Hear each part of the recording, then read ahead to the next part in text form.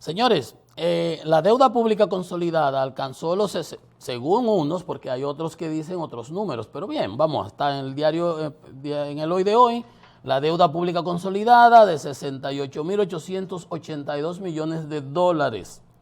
En el 20, la deuda era de 57.000 y creció en 1.488%. 1.488%. ¿Te están oyendo los números? Para un aumento de 6.000, ascendió a 68.888. Hemos dicho por aquí, de acuerdo a otras informaciones, que teníamos 70.000, de acuerdo a la CRESAL, Centro Regional de Estrategias Sostenibles Económicas, 70.000, y hemos cogido de allá para acá muchísimos más. Habrá que ver de dónde hacen este corte y de dónde sacan eso. En todos lados, de todas maneras, dice que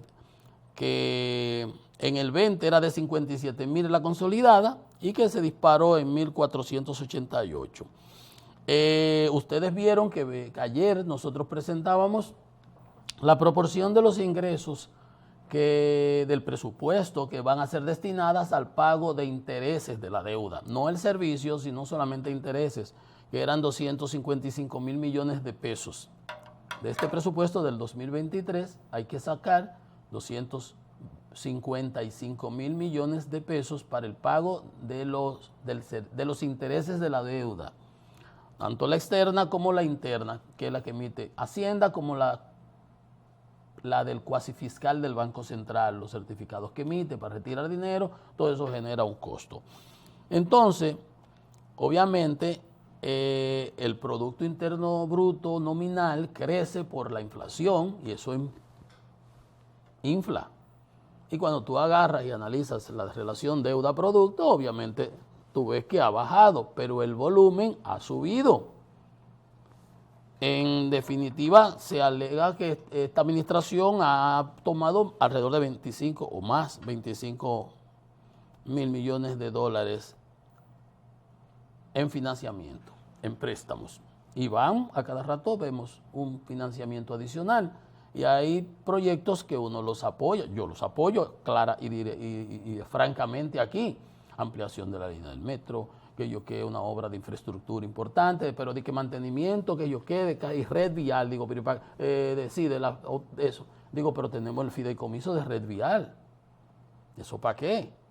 Y así sucesivamente. Hay algunas cosas que uno, y recomienda a uno tener esa prudencia en el manejo para que no haya un sobreapalancamiento. O sea, que no te coma, el pago de los intereses no te coma, no te succione, no te fagocite.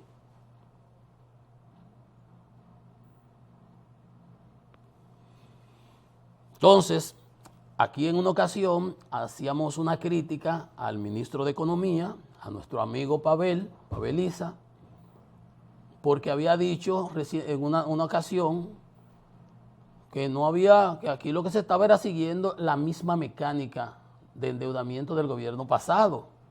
Yo dije, no, papá, pero espérate, no votamos para sacar a esa gente, para que tú me vengas a decir que estamos haciendo lo mismo. Porque lo sacamos por malo, además por la corrupción y por todo eso. Pero Danilo le dejaron 19.000 millones de dólares al 12 de deuda externa y lo metió en 45 al 19, antes de la pandemia. 45.000 millones ya tenía. Cuando la pandemia metió 10.000 más, eso era más o menos entendible por el asunto de la pandemia, al igual que de estos 25, vamos a decir, de que lleve Abinader, los primeros 10 para el manejo de la pandemia, del 20 al 21, pero ya después fue crecimiento y ya no había, ¿verdad? Bueno, pero tú no me vengas tú a decir que un hombre que duplica el doble la deuda externa, la deuda del país, la deuda consolidada, ni siquiera estaban pagando el dinero que hay que darle al Banco Central para disminuir el cuasi fiscal, tú vas a seguir haciendo lo mismo, porque entonces ¿en dónde vamos a parar? ¿En dónde vamos a parar? Yo lo criticaba. Y también critiqué unas declaraciones, pero ya esto es Pacheco, mi amigo Pacheco, el presidente de la Cámara, que decía que no había de otra. Como ya él hablaba como político, y de la abundancia del corazón le habla la boca, y él le salió su sinceridad. le decía, no hay de otra, el déficit hay que coger prestado. No, hay de otra. Hay de otras. Entonces, hoy Pavel dice, por fin ha llegado gracias Maduro, ha llegado por lo menos la mesura,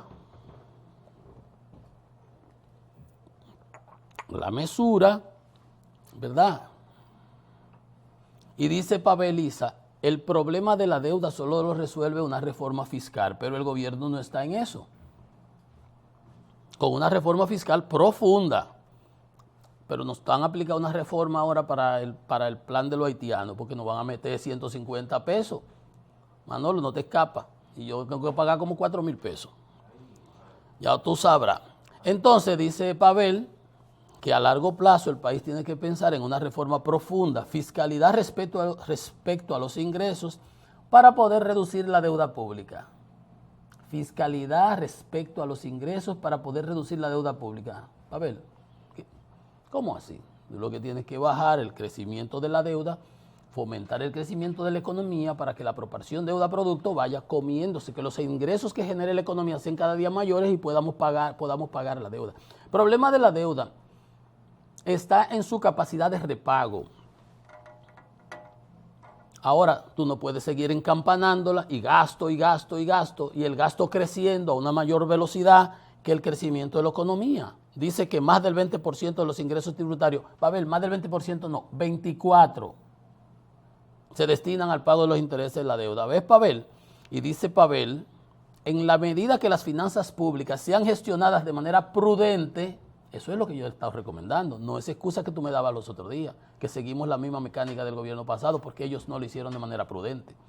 En la medida que las finanzas públicas sean gestionadas de manera prudente, con un aumento controlado del gasto público, pero que lo que hemos visto, anda por ahí echándose fresco Jochi diciendo que los subsidios, yo le he dicho, ese subsidio a los combustibles está en 36.500 millones. Las distribuidoras no dan pie con bola y hay que a lo mejor 2.000 millones de dólares en este año de subsidio. Entonces, un aumento controlado del gasto público y unas recaudaciones tributarias dinámicas. Ese aumento controlado del gasto público también debe ir acompañado de un aumento controlado de la deuda y el endeudamiento y una eficiencia en el gasto público, Pavel. Entonces, qué bueno que ha llegado un poco la prudencia, por lo menos en el discurso. Esperemos que en la práctica sea así. Vamos a hacer una pausa. Esto es Economía y Mercado.